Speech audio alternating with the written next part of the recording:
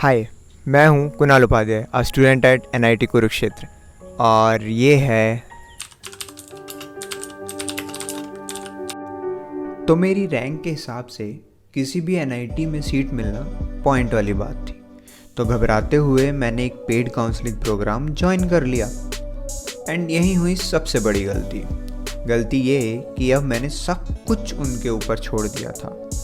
And in round 6 मुझे मिली chemical in NIT Srinagar. I was happy क्योंकि श्रीनगर के नज़ारे बहुत कमाल हैं।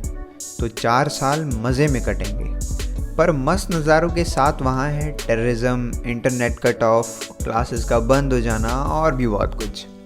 तो मम्मी पापा थोड़े परेशान थे। एंड इसी बीच कॉलेज की रिसर्च चालू थी। एंड मेरा जो काउंसलर था वो ये भूल ही गए कि सीट फाइनल करके फ़ी डिपॉजिट करने की लास्ट डेट कब है। एंड मुझे ऐसे ही ख्याल आया तो मैं जोसा की वेबसाइट देखी and I found that today is the last date. मैंने तुरंत कॉल किया उन्हें, बट अब भी वो बोले कि नहीं, आज नहीं है। मेरा मन नहीं माना। तो कुछ घंटों बाद में मैंने उनके सीनियर को कॉल किया एंड देन हुआ पंगा। हम रात के 10 बजे हॉस्पिटल के बाहर थे ताकि एक हेल्थ सर्टिफिकेट बन जाए एंड हम फॉर्म फिल कर सकें। एंड हुआ वही जो मंजूर खुदा था। नहीं, सर्टिफिकेट तो बन गया बट पेमेंट नहीं हुआ। And I lost my seat in JoSAA. अब मैं बहुत ज़्यादा दुखी था एंड मेरे पास थी एक लास्ट चॉइस कि जोसा के स्पॉट राउंड में कुछ मिल जाए, वरना मेरा एक अच्छे कॉलेज का सपना उस काउंसलर की वजह से टूट सकता था। बट भगवान के घर देर है अंधेर नहीं, मुझे जोसा के स्पॉट राउंड में मिला एनआईटी कुरुक्षेत्र। एंड इस बार मेरे साथ साथ मम्मी पापा भी खुश थे। इतनी सारी कॉम्प्लिकेशंस के बाद अब मुझे मेरा कॉलेज मिल चुका था। एंड फिर मैं सोचने लगा कि कॉलेज जाके क्या क्या करना है। शॉपिंग लिस्ट बनाई, टास्क लिस्ट बनाई, व्लॉग्स के आइडियाज़ लिखे। बट हुआ क्या, वो हम सब ने देखा। कोविड को मैंने पर्सनली भी बहुत करीब से देखा है, बट उसकी कहानी कभी और बताएंगे। बट अब जब कॉलेज का 1 साल ख़त्म होने के बाद मौका मिला तो मैंने मन्नतें कर करके मम्मी पापा को बताया कि मुझे भी ट्रिप पे जाने दे। कल कुछ होने जा रहा है काफ़ी अलग, जिसका 1.5 साल से इंतज़ार था। मैं जा रहा हूँ फर्स्ट टाइम अपना कॉलेज देखने और बहुत कुछ है बताने को। जर्नी में चलते चलते शेयर करेंगे। अब अपने सफ़र को शुरू करने के लिए कितना ही जल्दी करो, लेट तो होना ही था। तो हम अपने शेड्यूल टाइम से स्टार्टिंग में 30 मिनट लेट थे। हेलो गाइज, तो अभी हम कहाँ हैं? हम हैं कहीं तो हैं। हम किसी बस स्टैंड पे बस रोक रखी है भाई साहब ने, ड्राइवर जी ने। और हम कहाँ एक्चुअली में किसी को नहीं पता, क्योंकि ये 3-4 नाम थे गूगल मैप पे, तो मेरे को समझ नहीं आया। तो बस ऐसे ही खड़े हैं। 1.5 घंटे का टाइम दिखा रहा है भाई, बड़ा मज़ा आ रहा है। बट एनआईटी पहुँचते पहुँचते ये 30 मिनट 2 घंटे हो गए। बट इसमें अच्छा ये था कि हमें हरियाणा रोडवेज़ के ड्राइवर सच में डिवाइडर पे बस चढ़ा देते हैं, वो भी देखा, और भगाते हैं वो भी।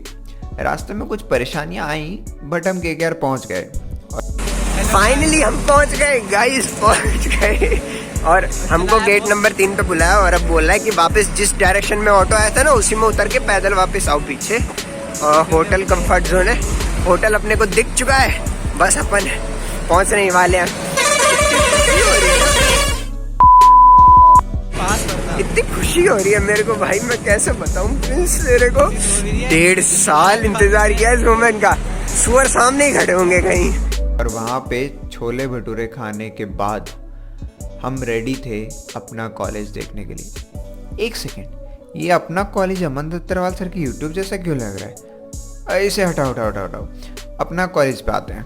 अब तुम्हें ये व्लॉग से थोड़ा अलग लगेगा बिकॉज मैंने व्लॉग बना ही नहीं, क्योंकि हमारे साथ ही इतने अच्छे थे कि कैमरा ओपन करते ही उनकी आत्मा गज़ल करने लगती थी।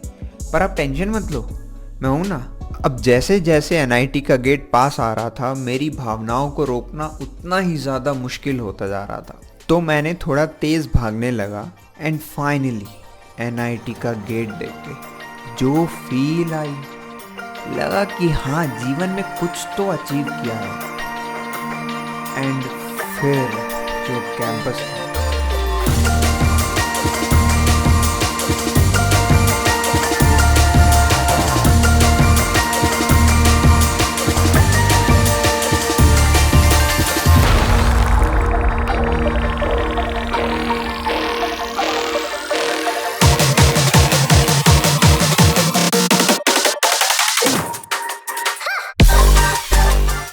अब हर किसी के दोस्त हरामजादे या कमीने या कुछ भी कह लो होते ही हैं। तो ऐसा ही हमारे साथ भी था।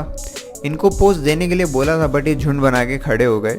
तो वीडियो की पोस्ट प्रोडक्शन में मेरे को काफ़ी समस्याएं आई हैं एक अच्छी क्लिप्स ढूंढने में, बिकॉज क्लिप ढूंढने में काफ़ी मुश्किल आई है क्योंकि ऐसी कोई क्लिप ही नहीं है जिसमें ना हो, और हम इंटरनेट पे थोड़ी डाल सकते हैं।